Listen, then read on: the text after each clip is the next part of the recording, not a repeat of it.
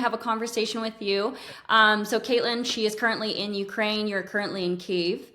When did you get there, this trip? So I've been living in Kyiv, home basing in Kyiv, Ukraine, since November last year. It's actually my year anniversary this month. I moved full time. I had a brief trip back to Canada in the summer, spent the month of July and some of August in Canada, but Kyiv has been home, yeah, for a whole year. It's my home base, and I've done 4 trips back and forth prior to that. Volunteering for a number of months, 3 months at a time, and then back to Canada, and then back to Ukraine. And last year it was just time to make it permanent. I think I remember when we hopped on that call. It was a video call, and you were walking down the streets, and all of the lights were either off or they were just getting switched back on, Yeah. and you just had gotten cell service. So Yes. before we dive right in, if you want to share with everyone what your role is and what you do in Ukraine. So I work and volunteer with an organization called Ukrainian Patriot.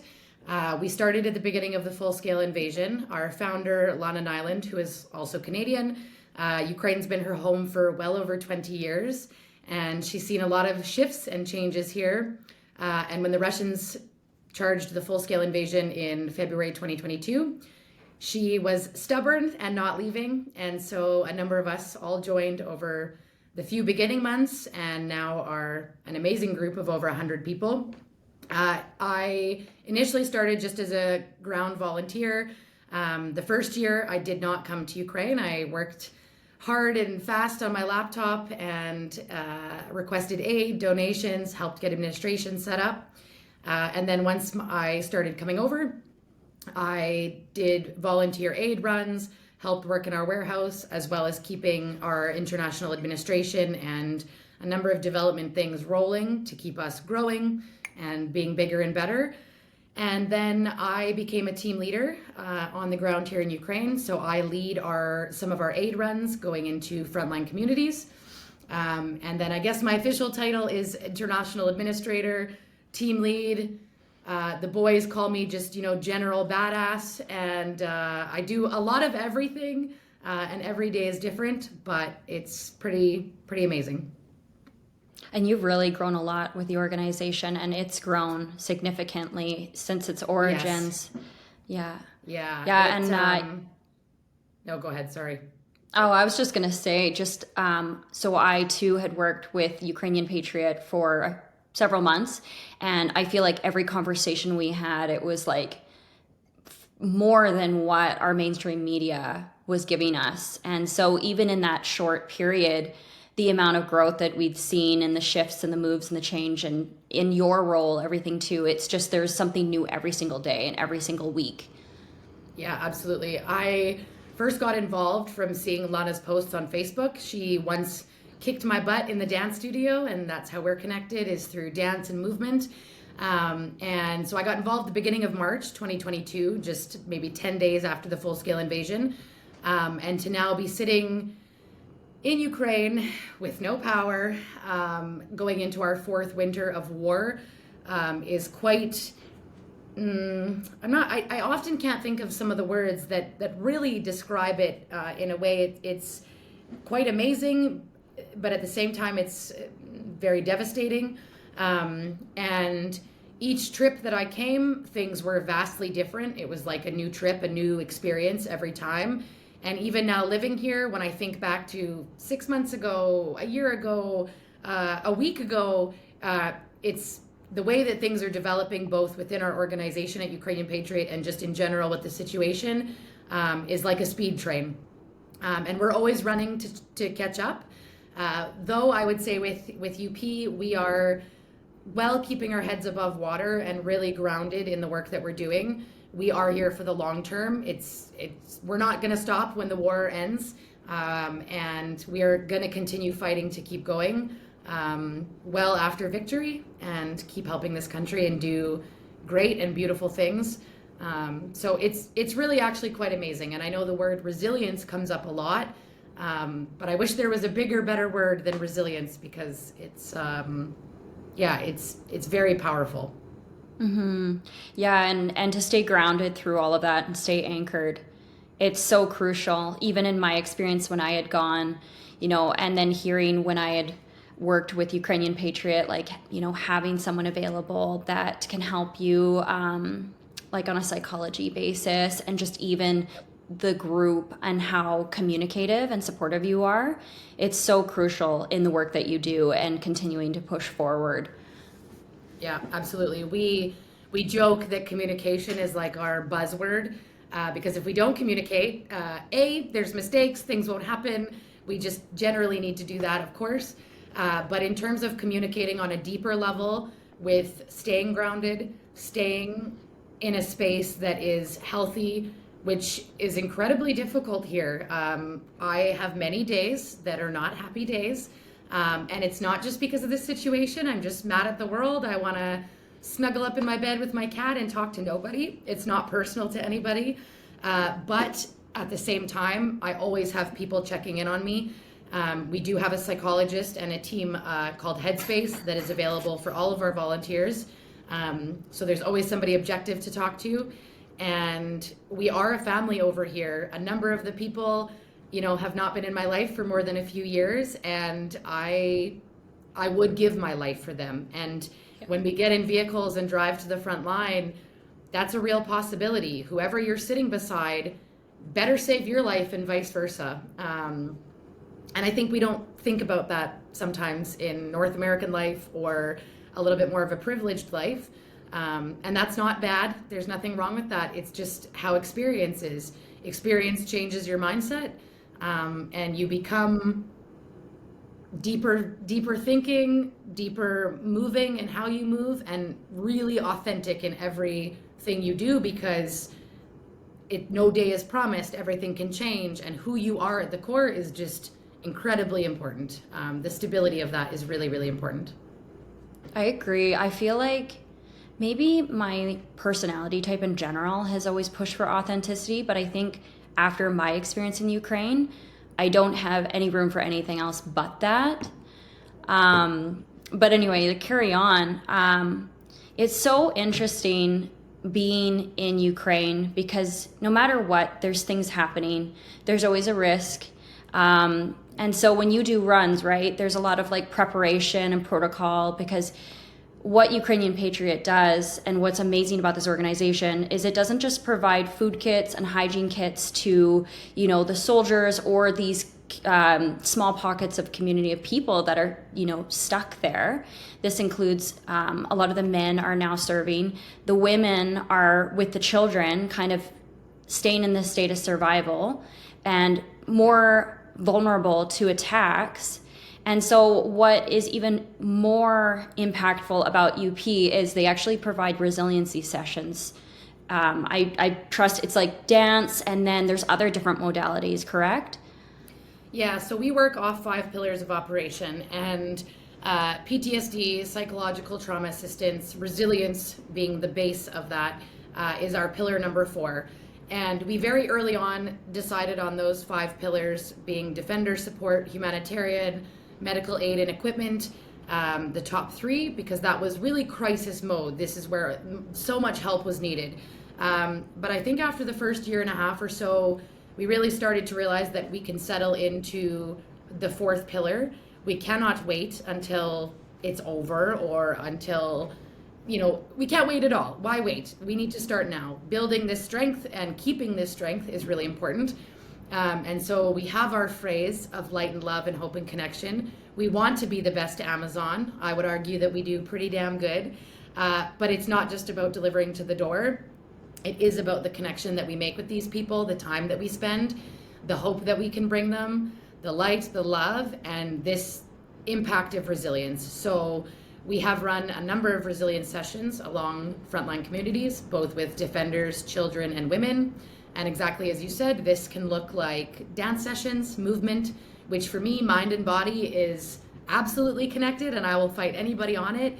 You dance around, you will feel better. You move your body, it's science, you will feel better. And art therapy, learning a little bit of English, learning to meditate, learning how to breathe properly, get a handle on being more grounded for women, for children, and for defenders. It's very important to keep them going in this way. And so, yeah, we've really worked hard for pillar number 4, and there's a lot of development happening behind the scenes to grow this pillar and solidify it for now and the future. And yeah. It's amazing. Yeah.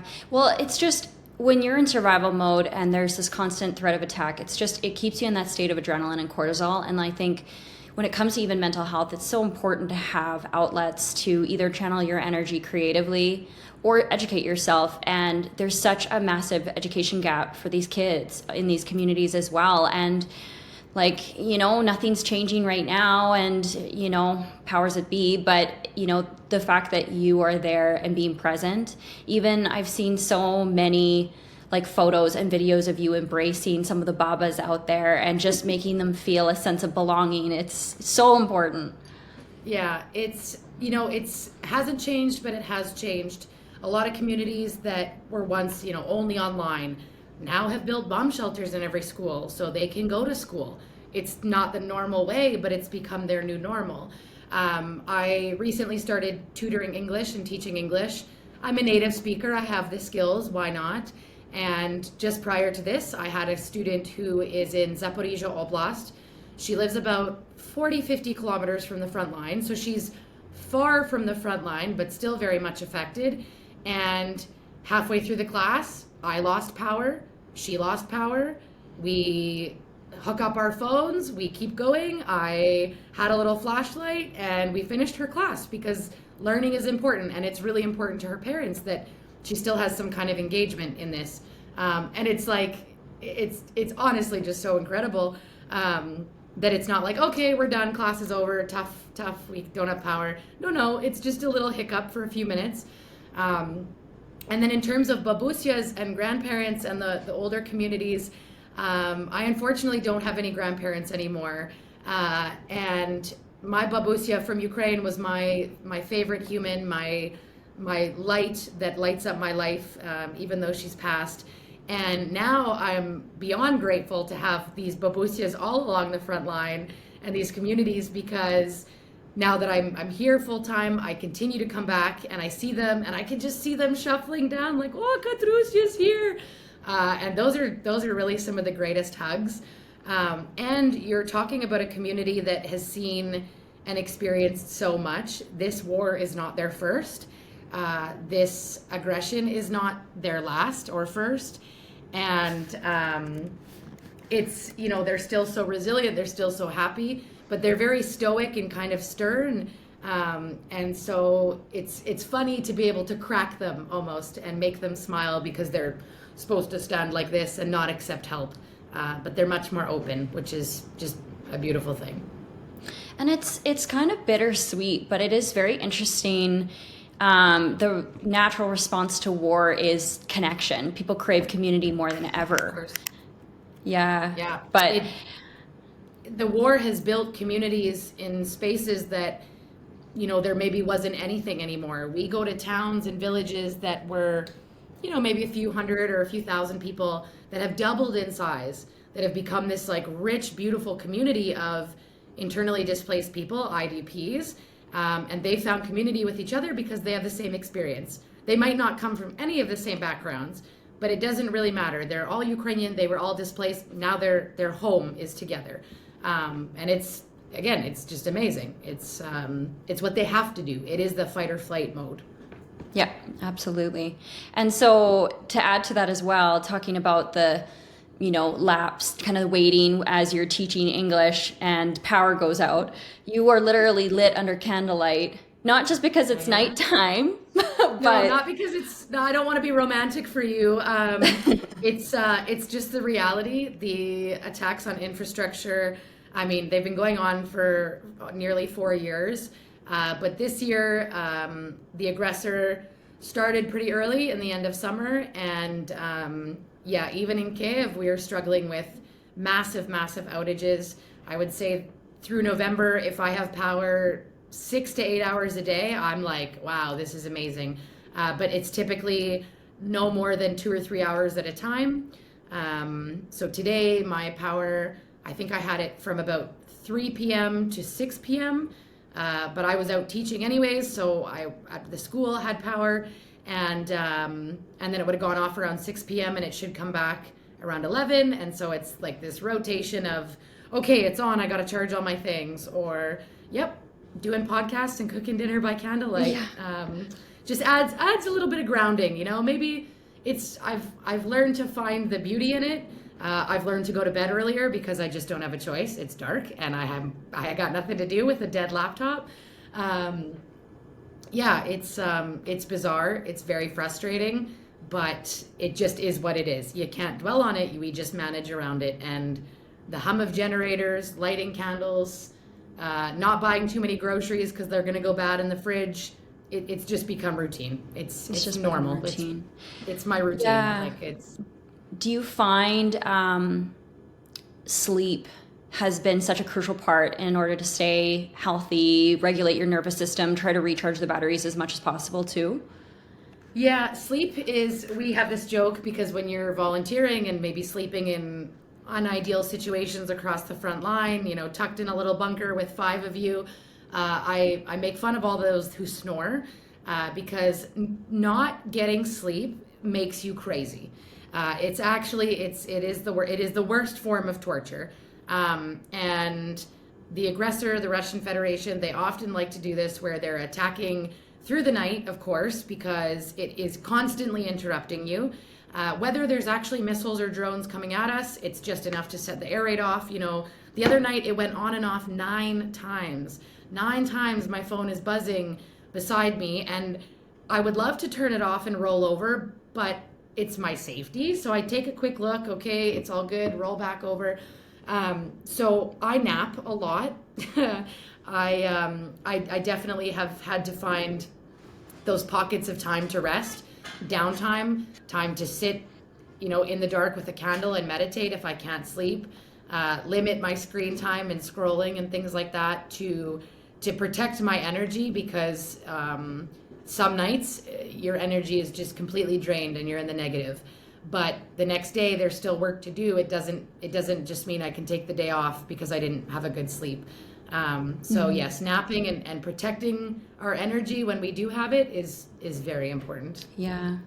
And so when I had gone, so I traveled to Ukraine from when the war started in February of 22, I went in June of 2022 and left in August. And at that time, things were a lot different. There was a lot of areas that were hit directly around the cave area because that initial attack that had happened.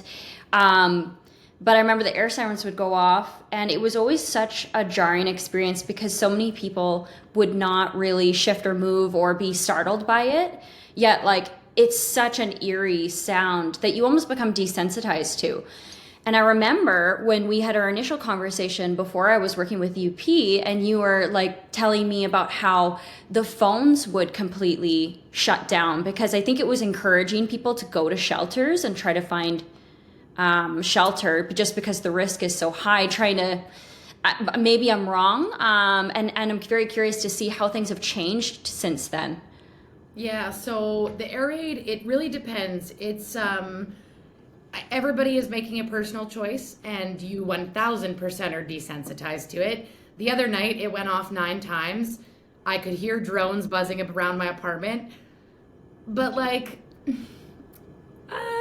sleep for a couple more hours, walk a block to the shelter. You weigh this reality, this risk, and when it's ballistic missiles or different things, I make different choices. But the information is clear. We can get it pretty quickly, but the speed of how things are moving in the sky has increased exponentially, and the air raid going on and off. When the air raid is going on and off, or we're under threat. Yes, a number of different things can happen. So loss of power, loss of cellular data. Sometimes it'll just cut in and out for a couple of minutes maybe. And that could be from either the aggressor side, or that can be from our side, because they are scrambling GPS networks, scrambling networks to reroute the drones. and the items that might be flying in the sky. So it's actually an effective way of our air defense, though it's frustrating. And yes, I actually remember chatting with you, sitting on a bench because we didn't have Wi-Fi.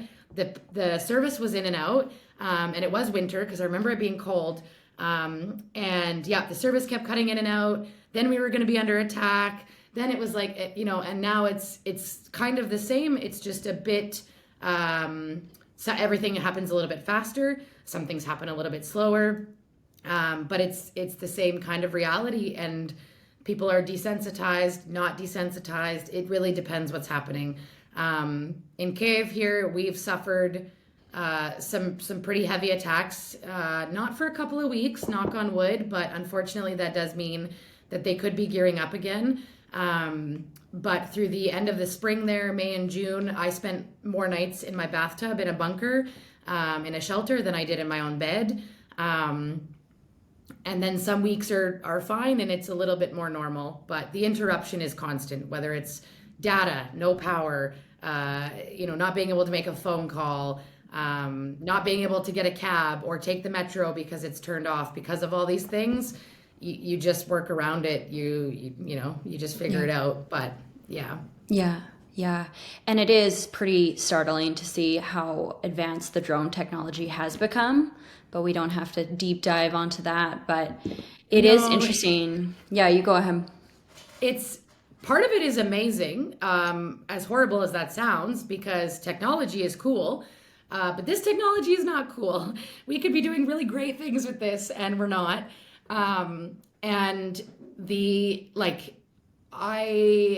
part of me doesn't want to know all the information a lot of the times. 4 years ago, I never wore a bulletproof vest. I wore ballet shoes. I didn't know what the sound of an air raid was. I didn't know what it meant when MiGs were flying across the air. I didn't know what a Shahed drone is. I didn't know what the sound of artillery sounds like. And if I could take all those things back, I wouldn't, because it's not knowledge that any average, 30-year-old girl should have. But at the same time, it gives me strength and power to have this knowledge. And in terms of the drone warfare and technology, it is amazing how quickly it's developed. But like I said, it's also terrifying, because I've had this conversation a lot, especially in the last 6 months. The front line is no longer the front line. The front line is 50, 70 kilometers. And we're not talking about just these large Shahed drones that are the size of a car. We're talking about, dive bombs, FPVs that at one time, maybe 6-8 months ago, 2-3 kilometers they went. Now they're pushing up to 60 kilometers. So I can be in a green zone town and still have this risk. And now the fiber optic, where it's completely indetectable. In Canada, we think like, oh, cool, I got fiber optic internet at my farm. It's going to be so fast. And here, it's like a big scary word. And these wires, again, 3-4 months ago, maybe 5-7 kilometers.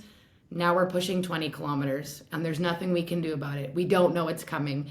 And we're developing ways to understand how to block it, maybe, kind of. But it's just the reality. So in areas that I used to drive that were, totally safe, are not totally safe. I just got back from a trip where I drove probably 60 kilometers straight into a town that is still maybe 30 kilometers from the front line, completely under drone netting. And it's like eerie to drive because you're like, oh, it's a beautiful sunny day. That's not in my favor. And you're under this netting, so it makes you feel more at risk, even though it is also protecting you a little bit, but nothing is 100%. And yeah, it's incredible, but it's terrifying. The whole world really should be looking, and already is looking to Ukraine for this kind of technology, because unfortunately Russia and Ukraine are on the forefront of this kind of warfare. And not because they want to be, because they have to be. Yeah, it is so alarming, even when you think about the Vietnam War and, Agent Orange and everything. And, it was innovative, but it was honestly the most darkest way of the advancement of technology. It's just, yeah, it's a hard thing to face. And yeah, once again, I feel like mainstream media doesn't really focus a lot on it. I remember we were touching at one point where you're like, if 50 plus people get hurt, it does make the headlines, when you are going to compare it to Gaza. And so right now, it just feels like more than ever, we still need to address what's currently happening because it's not stopping. It's constant. I just saw another Yeah. post from Alessandra Matvichuk, and it's just, I would be very curious if you notice a pattern of attacks. You were saying, I think at one point, it can get more common maybe during the winter season, and kind of what the conditions of what you go through, like especially during the winter, and how things change. Yeah, I mean, because so much of it is built on psychological warfare. The winter is cold, the days are shorter, so why not make it more cold for Ukrainians? Why not go at their power, their infrastructure, their heating systems? Why not, hit all of this to make it more difficult? And they started this year quite earlier on in the end of the summer, when Ukraine was really trying to build up and save energy for the harder months. But it's just, it's, again, we can't save everything. There definitely can be a pattern. Well, I say that there's a pattern, but I honestly don't think there's any rhyme or reason to the aggressor, being the Russian Federation. I spent the first year trying to make sense of it, and then it was like, why? I don't have the energy to waste on that, actually. But we do unfortunately have this joke that beautiful blue sky is amazing. And when I was home in Canada, I was really trying to enjoy it. But at the same time, there's so many roads that mimic roads in Ukraine. And when I see blue sky here and I'm driving near the front line, I think this isn't good because I'm an open target. It's even more clear. It's for both sides. It's good and bad. So that's, not in our advantage. The recent advance on Pokrovsk was because of the fog. It's so foggy, nobody can see anything. They're using the weather to their advantage. Sometimes they're like, yeah, it can be, routine to, it's Friday night. Everybody's maybe going to try and enjoy their life on a Friday night. Well, by 9 o'clock, we're going to hit the city or the country's capital, Kyiv, and we're going to make it noisy all night. And we're going to harm people and harm civilian buildings and infrastructure. And, and it definitely comes in waves. There's obviously frontline communities. It's all the time. And I say this knocking on wood because I am a superstitious Ukrainian, that Kyiv has been a little bit quiet for the last week or two.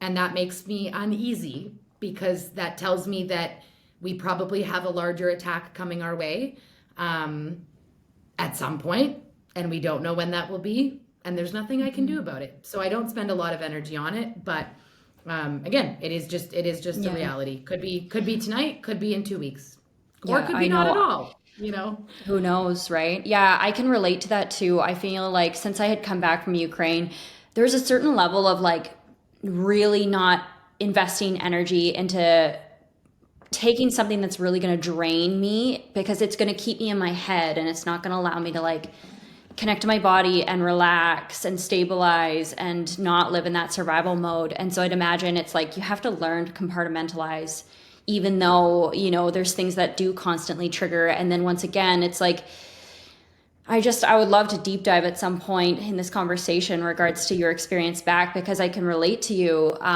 Coming back from Ukraine, I remember seeing an airplane. I was on an acreage and I saw an airplane. And because I was in Ukraine and I did witness an attack, I heard the missiles and I heard the crash. Something in my brain switched where I saw a plane and I was like, I don't think I can trust that, because for anyone that knows, like there's clearly no flights, no airlines that currently are going on route to throughout Ukraine, just for the risk of. Yeah, we're back on. We're back. Yeah, so And please share. speaking of aggressor, an air raid came on, and I was hotspotting to my laptop, but of course it interrupts data and connection, and so my screen froze. And Katanya, you were telling me something great, but you were a frozen little angel for a second, and I thought, okay, well, No let's try worries. this again. Uh, Yeah, yeah. The only thing I can like truly relate to that of seeing a blue sky and calm. It's interesting how, the experiences impact your psyche where you start to doubt day-to-day things, particularly when you go back to the West. You know, when you're constantly exposed to air sirens and that risk, your brain adjusts to it. So then when you come back and you see things, or you hear fire trucks, or yeah, you just hear the sound of a plane, it's just natural to question, Yeah. and taking that time to continue to question whether that's safe or not. Yeah, So it's the adjustment. I mean, I struggled less as I went back and forth for sure, because I became really aware of it and really aware of how important it is to get grounded, to kind of have a handle on it. And I find that in a lot of ways. Like I said, movement is my medicine. Sitting, meditating, really bringing myself into the present. You're in Canada, you're in Hungary, you're somewhere safe, somewhere different. Um, but it is challenging. My first couple trips, my Tato can attest to it. I got back to Canada and I just sat at our house. I wanted quiet. I didn't even really want to watch stuff. I just needed time to adjust. And then I've really learned how to cope. But the experience, you can't explain it, and of course everybody experiences it differently. After being here for almost 10 months last year and leaving Ukraine, I'm a travel bug, so selfishly on my way out I wanted to see a few new places, and I took the train to Budapest, and I was walking across this beautiful bridge, again, beautiful sunny July day, and airplane, like, I didn't realize how close to the airport I was. I was getting on a plane a couple days later, so I don't know why I would have been so worried. But a plane goes over top of me, and I actually went like this. And then I realized, like, it only takes a few seconds, and people are like, like, did a bird poop on her or something? Like, no, it was my body's reaction. Um, and then I found a nice bench. And again, I got grounded. I watched the planes go over safely and happily. And I probably sat there for like 2 hours just being like, okay, that's all right. That's all right. And yeah, driving in Alberta, which is my home, I'm a prairie girl, which so resembles Ukraine. These beautiful fields, blue skies. It resembles so much. And so I would often find myself kind of having deja vu. There was one time where I was driving and I was driving out to my friend's acreage, and I noticed that I'd driven about 30 minutes with no music and I had the windows cracked.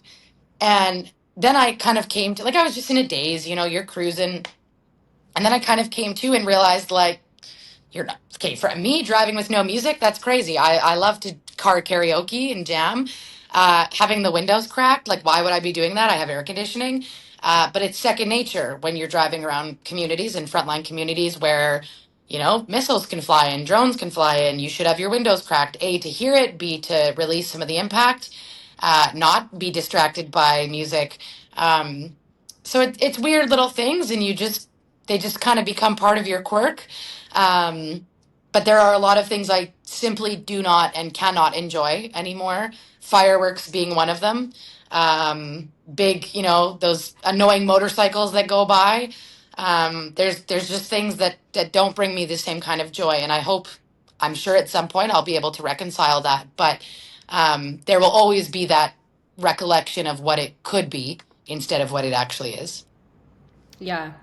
Yeah, and you took a brief trip to Canada to reconnect with family and friends and everything. Kind of what was your integration on top of that? You had expressed to me at one point that you were very social, and yeah, I'll let you take over because I would love to hear a little bit more of what your experience was at that time when you had expressed it, but like now, kind of as you integrate it all. Yeah, everybody kind of knows me, and my parents will joke that I'm a bit of an energizer bunny about 95% of the time. Even before Ukraine and living in a country at war, I will go, go, go, go, go until I'm like empty cup, and then I crash for a couple days. It's like I recharge, and then I keep going again. That's just kind of my nature. I don't know why. It's just how I am. And when I was younger, I guess I would fight it, and now I'm like, it's just who I am. It's just how I work. Um, so the first couple of trips, I did take the time. I didn't have commitments immediately coming back, and that was good and bad for me. And the last couple of trips, I joke that oh, I didn't plan this great, but really I planned it exactly like that because I know how I work and I know what is good for me.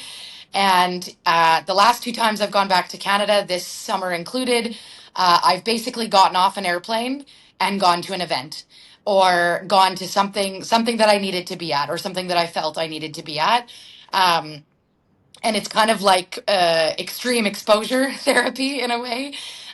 But what is really important to me, and I think this should be important to anybody, no matter where you are in the world, and I've always been like this. I'm not about things that I have. I'm about people that I have and experiences that I have. And so within that first 24 hours, I must be around my dad. My dad is my rock. I'm his little girl, and I must be around my dad. I must go see my dog and animals and my best friend, and be in the prairies and be somewhere that I feel, my feet on the ground, my heart, where my heart started beating, and that really brings me back to what I need. Um, and so then I have those people that understand. They don't need to. We don't need to exchange words. We just make eye contact, and they know when I'm at my limit or when I'm okay, when I'm not okay. So yeah, it's kind of this extreme exposure where I get back and I be very social. I talk to people, but I'm really cautious about who I'm around and that kind of thing to have my support system. Um, and I'm incredibly lucky. I joked that for a few times going back and forth to Ukraine, I didn't really have a home. I had given up my apartment. I'd been living between my mom's in Vancouver and my dad's in Alberta, and everywhere in between. And I'm not homeless. I wasn't homeless. I was houseless because my home is across the world with different people. And so now I have a home here in Kiev, but I have people here that are also my home. And so that I think that's what's really important, to kind of reintegrate, readjust, and find those like busy times. But then after that, then allow the time to to reground and to just not do something if you don't want to be there. In the summer, I know there was an event. I knew there was going to be fireworks, and everybody else is so excited for it. And I'm like, no, I'm not going to be there. Everyone's like, oh, why? If you experience it, it might be different. We'll support you. And I'm like, yep, but I just know the answer is no. And respect it or don't. I'll be going to my trailer, or I'll be going to find those couple people that ground me and do something different for that 30 minutes. And that's exactly what we did. And it was all good. So. Yeah. That discernment's so important.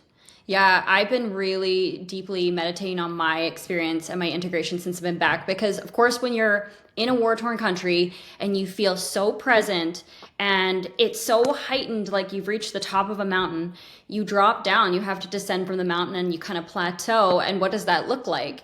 And no Yeah. one gave me a roadmap for that. Like, no There, one, there isn't one. There isn't one. There no. really isn't one because there are bad things happening everywhere in the world.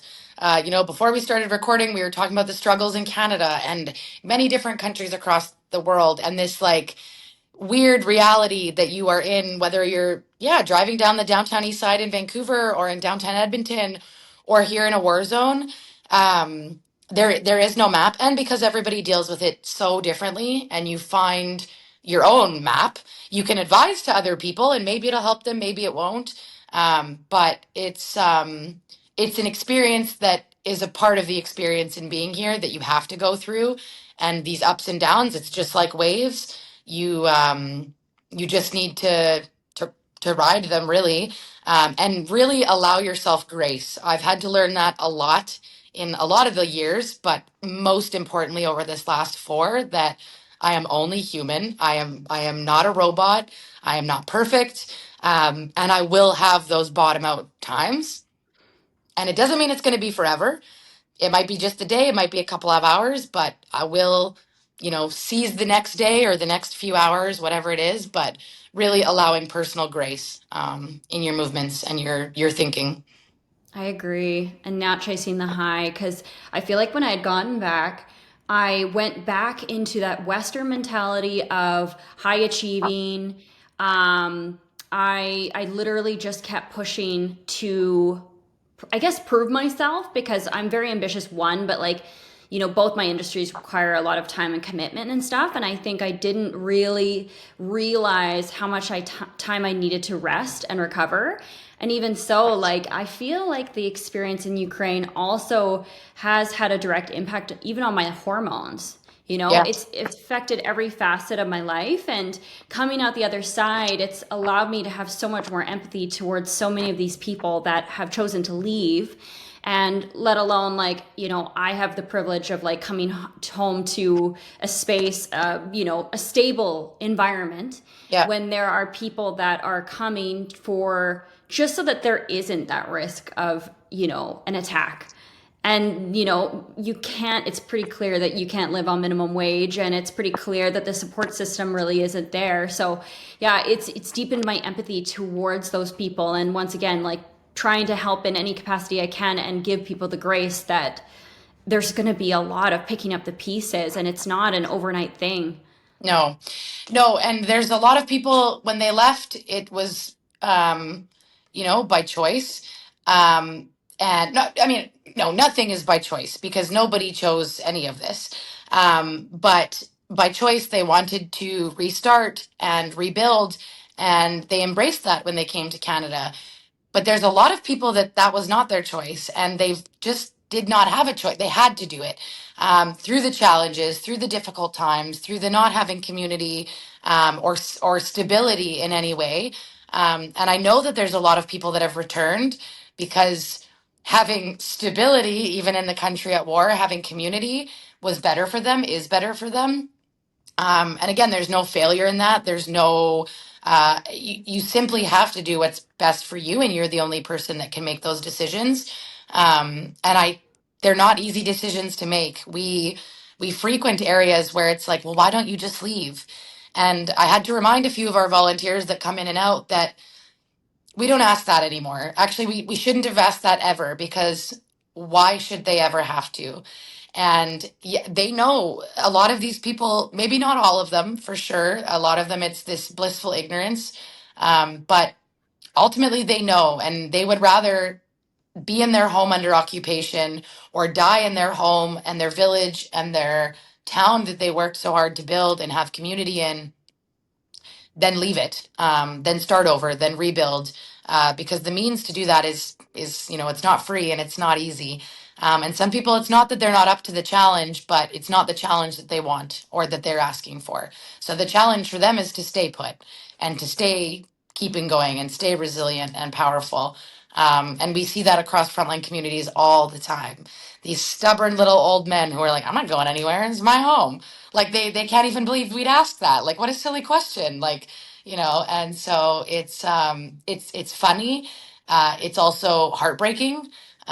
So we do what we can for them because it's not my choice, but it is my choice to keep going back and help when I can, where I can, and that's what's important for me and for those people there. Yeah, I definitely can relate. I feel I've become far more stubborn. And I think a big thing that I encourage everyone is just to really, like, it's important to be discerning, but having that space of curiosity of just understanding that everything is extremely nuanced, and you're not really going to know all the facts and the whys behind why people are choosing what they do, but it just is, right? It And just so is. Yeah.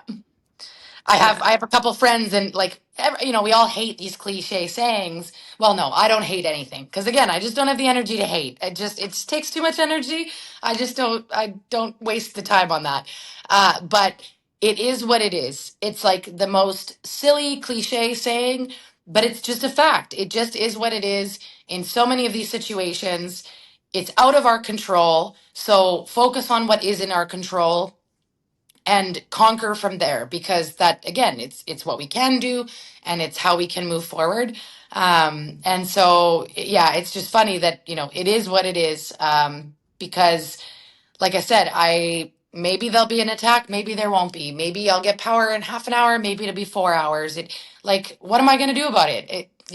I can't wager on this because it's like I said, it's energy that I have to protect.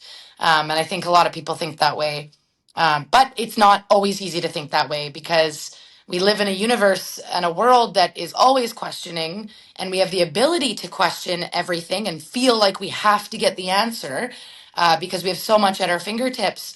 But I think a lot of these things are, there isn't an answer. There isn't a clear answer. It's not black and white. It's not going to be. And so you can search for the answer all you want. And maybe along that path, you'll find something that you're looking for. But I don't think there is a why all the time. And I think when you accept Mm. that, uh, you'll be a little more grounded in life. Not all the time, Yeah. but sometime. Yeah. A big thing that I shared in my TED talk that I feel like rings true is we have this idea that, for i.e., any organization that's giving to a cause, it should have like results. And unfortunately, based on our world circumstances, it might feel like, it's not really creating, a tangible difference. But the fact of the matter is when you give from the hand, it creates a ripple effect. And just because you can't see it, it doesn't mean it surmounts to nothing. And it does so much more for us too in the process. So the work that you're doing is absolutely amazing. I'm super curious though, kind of what your current projects are. I was in conversations with Lana previously, but I would love to hear about some updates that are happening with UP. So, I mean, there's always different things going on, and like I said, our development over the last nearly 4 years is we built our airplane while we were flying it, and now we're stable. We're a sturdy airplane. We're not just a tin can going through the air. We're changing out all the best parts and growing. Something that's coming up and that we're working on that's really important to me is along our fourth pillar of PTSD resilience, is our frontline dance collective. So it's a community that we're going to launch, a community kind of based uh, campaign as well for this idea that movement is well, it's not an idea. Again, it's science. It's a It is. fact. It's science. Oh, I Movement, I agree. movement is medicine, and a lot of our team comes from dancers. Of course, that stems from our fearless leader, Alana, being a dancer herself, and it's something that we're all really passionate about. And connecting communities across the world, not just Ukrainian dance communities, but dance and movement communities, whether it's, my old yoga studio in Vancouver to the dance groups that I taught across Canada, connecting them with communities here that are needing this reminder, needing this connection. And of course, that comes with campaigning and committing to helping fundraise for certain events and certain things for us to be able to continue helping those communities, but to also have this connection to, teaching dancers in a frontline community or people in a frontline community that are maybe 13, 14 years old that so resemble teenagers that I taught in Canada that are the same, same life, totally different circumstances, and having them connect and understand one another will be a really beautiful thing. And so that will be launching in the next month or so. Um, our ongoing projects, of course, are still across our five pillars: defender support, humanitarian aid, medical. The greatest need is always changing. That can be from food bags to evacuations to cleaning supplies and rebuilding assistance. And so those are constant. There's always little projects here and there that pop up in these communities. Last year, towards I guess the beginning of this year, we engaged in helping rebuild some homes in the Mykolaiv region. And one of the projects, I suppose, was replacing people's animals. A gentleman asked us to buy him chickens. He didn't need a food bag. He didn't want help. He just wanted to know if we could spare a little bit of cash to get him some chickens because the circle of life happened with his previous chickens. He was living in a bunker, the size of a bathroom. And there was another project helping rebuild his home, but taking care of an animal, having a little garden was like really important to him. And so we also kind of have this joke that when there's like spare horoshi, spare money lying around, that's going to help rebuild animals and the support for people in that way. And I just thought it was such a funny thing. I'll never forget purchasing chickens for this man, and getting a little chicken scratch receipt and everything. So there's always a number of different things, but right now the largest focus is number four pillar, PTSD, trauma assistance, and helping keep up this power and resilience here because the fatigue, I thought after the first year, like, oh, we're tired, we're exhausted. And then the second year, I traveled here twice and, went back to Canada and tried to adjust and was so tired.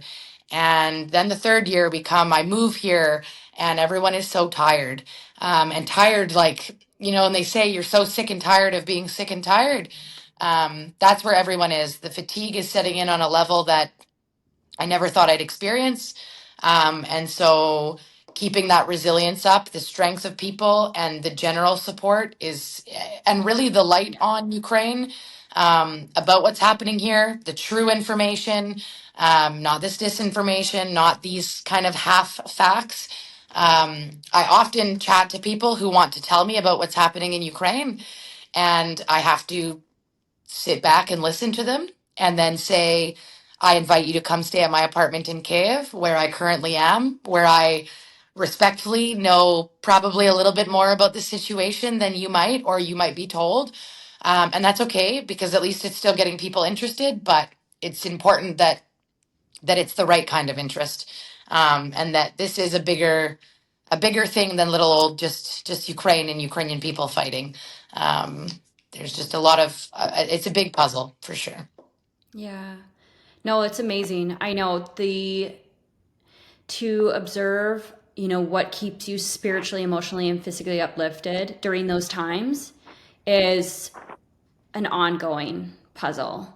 But it's Yeah, probably one of the most powerful things to observe about the human resiliency that we have because yes, we have struggles in all different parts of the world, but specifically in these spaces, these people need it the most, and it really it's so important because they always talk about PTSD, but PTSD is recovering from trauma, like, or recognizing that there's trauma after when the danger is gone, but like, how do we address it while there's an active war happening and the danger is still there? And so the work that you're doing is so impactful and so incredible. And so anyone that wants to do their research, you can look at ukrainianpatriot.org, and Kaitlyn is on social media as well. It's under Kaitlyn Darlene, so definitely deep dive if you can.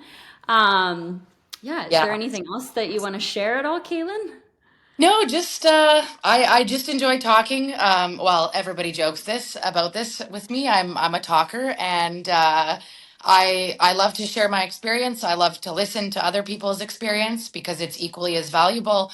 And I am always open to talking to people. Again, listening, asking questions, them asking me questions. It doesn't mean that everybody has to get involved and fight for Ukraine at their full 110% level. But everybody can play a piece in this puzzle. And like I said, it's not just about Ukraine; it is about the greater good. We are young people, and that's really how it started for me. Is that yes, I'm of Ukrainian descent. It's where my family comes from, so I feel this kind of familiarity and sense of home here. But I'm a young person, and this is not a world I want to live in. These are not stories I want to be telling the next few generations, and say, oh, yeah, but you'll also read it in a history book from 40 years ago. And then you'll read about it from now and again and again. We have to start learning better. We have to start knowing better. And everybody respectfully is responsible for a little piece of that change. We are responsible for our reality in a lot of ways, not everything, because of course we can't control it all. But in this, if you take that little piece of the puzzle, maybe this year it's a bigger piece, maybe next year you've got to shrink your piece a little bit.